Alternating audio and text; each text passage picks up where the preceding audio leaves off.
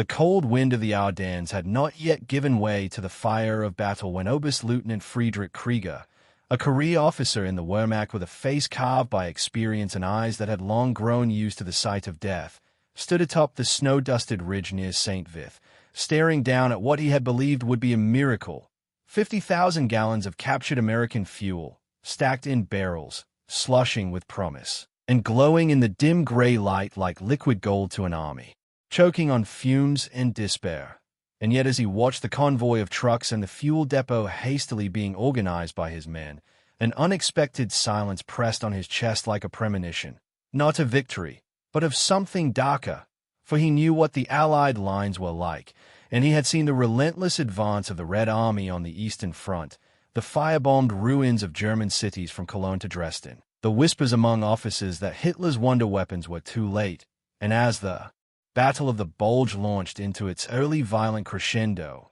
Krieger had dared to hope, just once more, that this final offensive, this last gamble to split the Allied forces and drive a wedge to Antwerp, might turn the tide. And when his reconnaissance unit stumbled upon the abandoned American fuel depot, left in the chaos of retreat, it had seemed like the very hands of fate were offering Germany a second breath. But as Krieger walked among the barrels, listening to his engineers cheer, his drivers prepare, and his officers joke that perhaps God was indeed a German, something within him recoiled. For this was not the confidence of an army on the march. It was desperation painted in optimism, and the fuel itself, so abundant, so easy to take, told him a deeper truth. The Americans had too much of everything, too much fuel to care about 50,000 gallons, too many trucks to notice a dozen lost. Too many tanks rolling in from across an ocean whose depths he could not begin to fathom. And as the offensive ground forward, with German panthers and tigers roaring across the snow, he began to see what the fuel had prophesied. The immensity of the American war machine, with its endless replacement parts, fresh-faced soldiers with clean uniforms and warm rations, artillery shells stacked like firewood, aircraft circling like vultures above even the densest fog.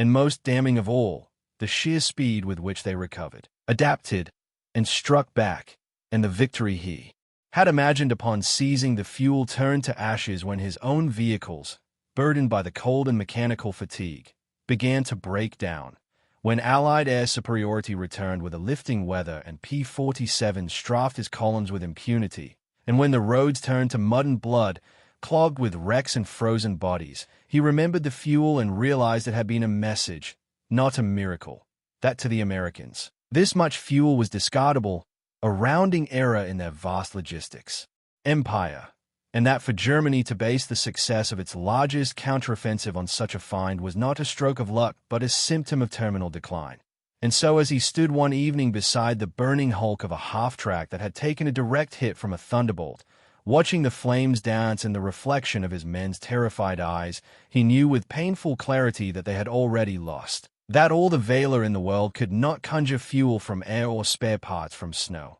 and that the enemy they fought did not merely outgun them, it overwhelmed them with scale, speed, and an industrial capacity that turned war into an assembly line of annihilation. And as he reported the captured fuel up the chain of command, receiving praise, commendations, and false hope in return, he kept the realization to himself, locked behind the calm mask of an officer's discipline. For how could he tell the men that the very gift they celebrated was proof of their doom? How could he speak of the hundreds of thousands of gallons the Americans would pour into the front lines tomorrow, the day after, and every day after that, while they, the proud remnants of a once mighty army, scraped the last dreg from rusting barrels? And yet, he could not shake it, this heavy certainty that the war would not be won with daring assaults or brilliant tactics anymore, but with trains, tankers, factories, and the unbreakable will of a nation that could throw away 50,000 gallons of fuel and